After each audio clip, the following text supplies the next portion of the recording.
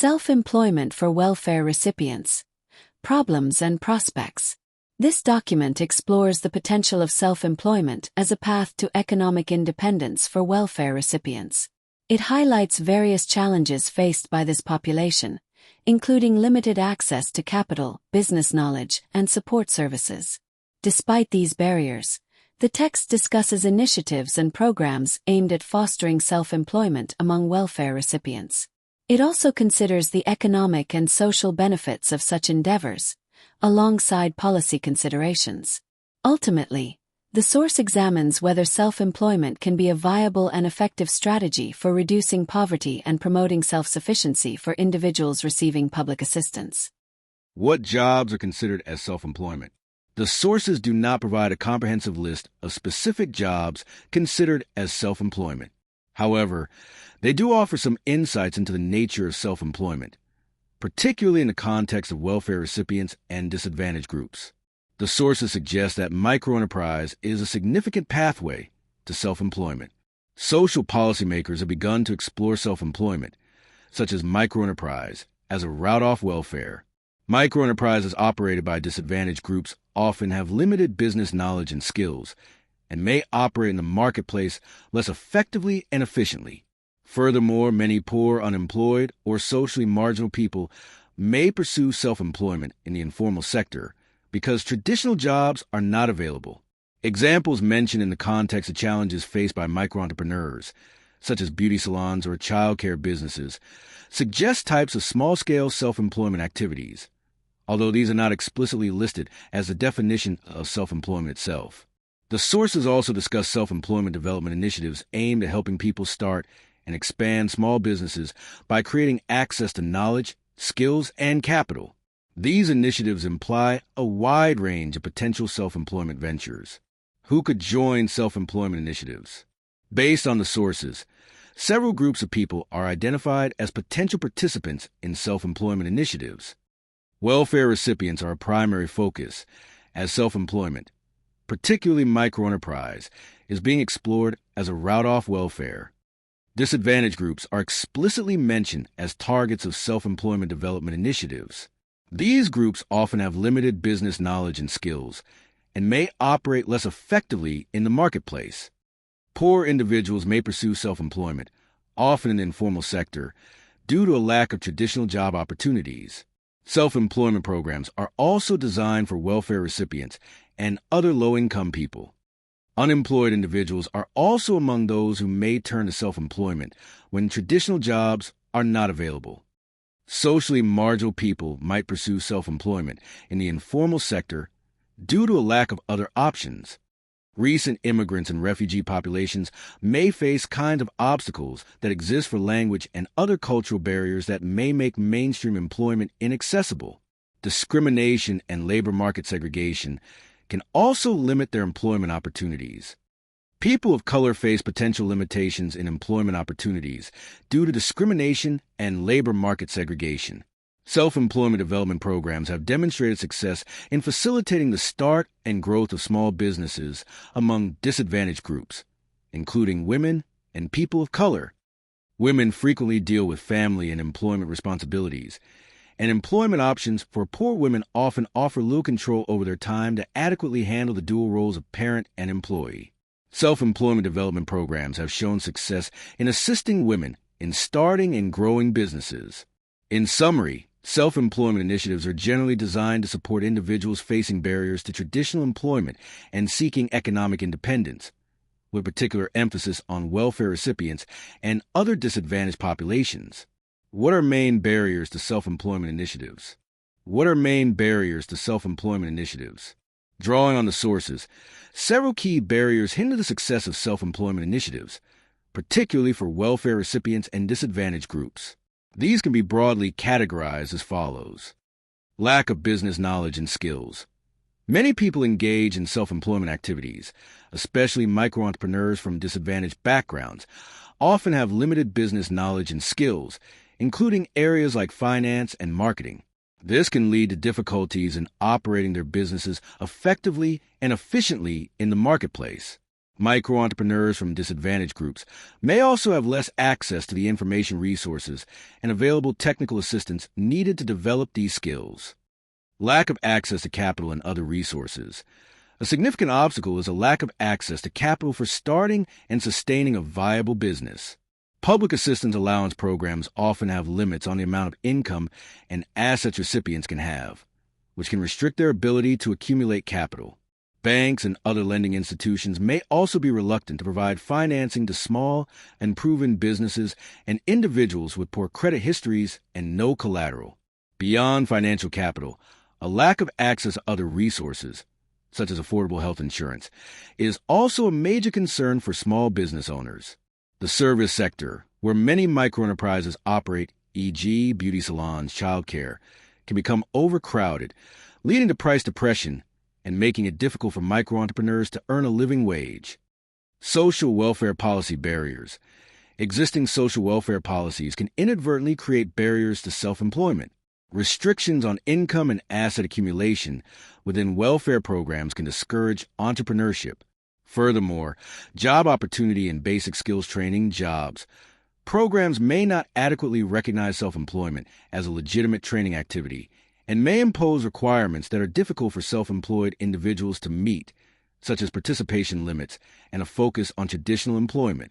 The Job Training Partnership Act, JTPA, also historically created barriers by not considering self-employment as a viable job option and by setting performance standards and definitions that were not well suited for self-employment development. Restrictions on the use of program funds for capitalizing loan funds for low-income entrepreneurs have also been a hindrance. Psychosocial barriers.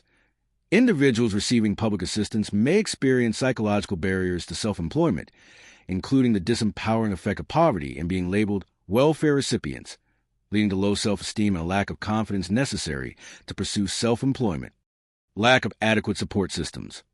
While self-employment development initiatives exist, the sources suggest that they might not always be sufficient or appropriately structured to address the complex needs of welfare recipients. For example, while some programs provide training and technical assistance, the level and type of support offered may not adequately compensate for significant barriers these individuals face. The need for comprehensive support services, including child care and transportation assistance, is also highlighted. In conclusion, promoting self-employment for welfare recipients and disadvantaged groups requires addressing a multifaceted set of barriers encompassing financial, educational, policy-related, and psychological challenges. Effective self-employment initiatives need to consider these barriers holistically to improve the chances of success for aspiring entrepreneurs. What are challenges of self-employment initiatives? Based on the sources, there are several significant challenges associated with self-employment initiatives, particularly for welfare recipients and disadvantaged groups. Limited business success due to lack of skills and resources. Despite self-employment initiatives, many individuals engaged in these ventures, especially micro-entrepreneurs from disadvantaged backgrounds, face significant barriers that can limit their business success.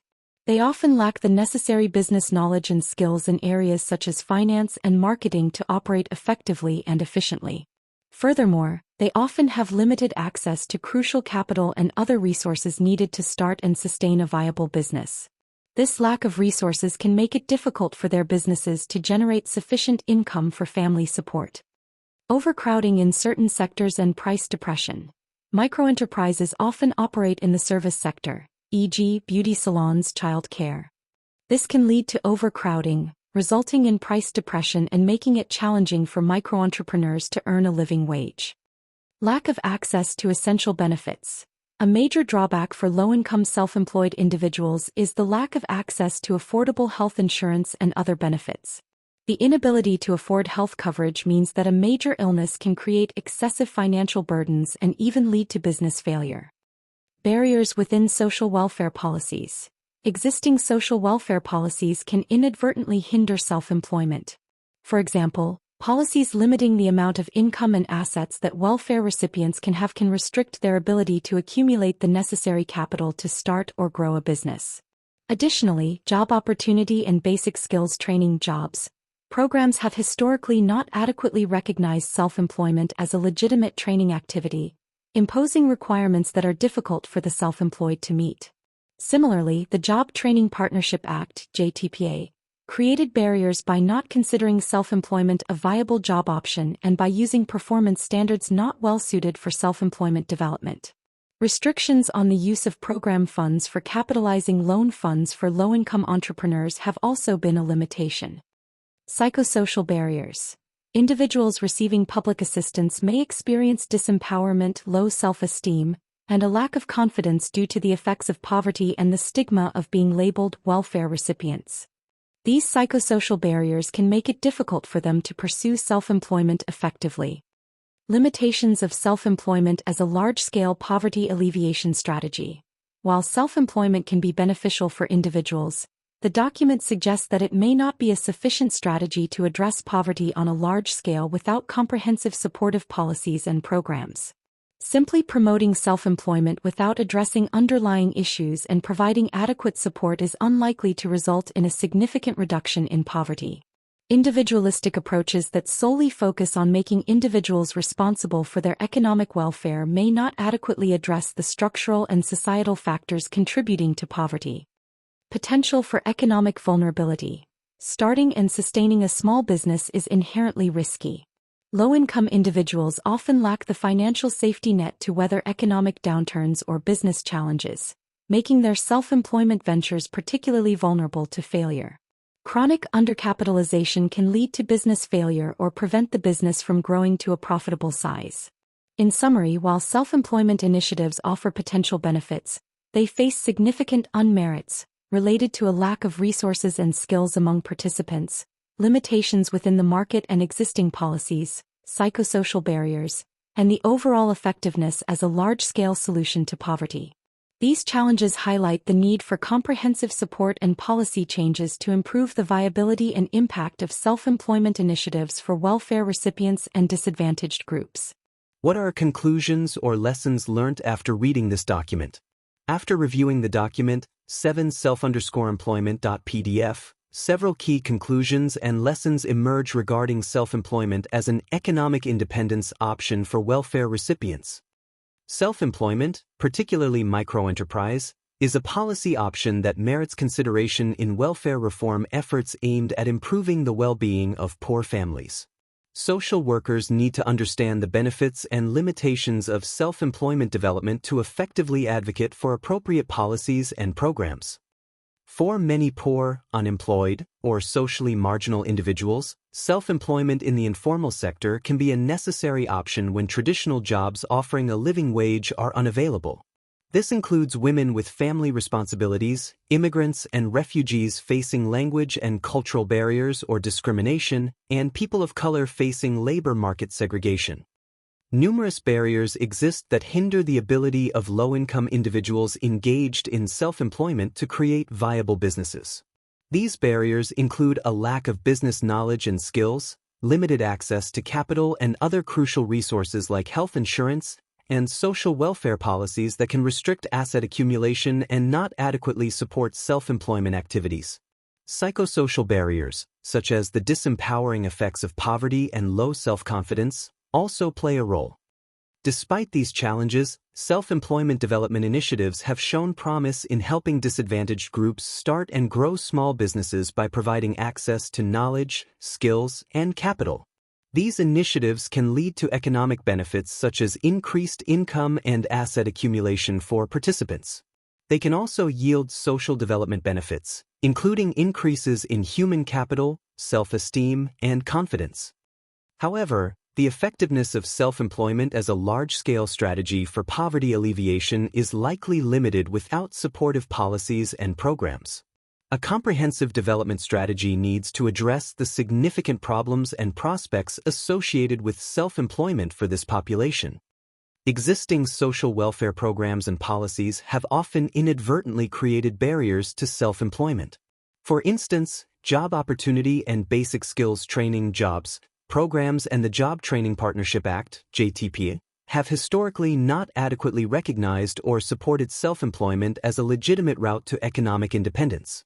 Restrictions on income and asset limits in public assistance programs can also discourage entrepreneurship. Social workers have an important role to play in enabling clients to pursue self-employment by providing access to training resources, advocating for policy changes, and offering support to address family and business challenges. Lessons from microenterprise programs suggest that changes in social welfare policy are needed to increase welfare recipients' access to business knowledge, skills, and capital, and to eliminate policies that discourage or prohibit them from pursuing self-employment. Simply promoting self-employment without addressing the underlying conditions of poverty and lack of resources will not be sufficient. A holistic approach is necessary, integrating self-employment support with broader economic development strategies and social safety nets. In essence, the document concludes that while self-employment holds potential as an economic independence option for welfare recipients and disadvantaged groups, its success is heavily contingent on addressing significant barriers through policy changes, targeted support programs, and a broader understanding of the challenges these individuals face.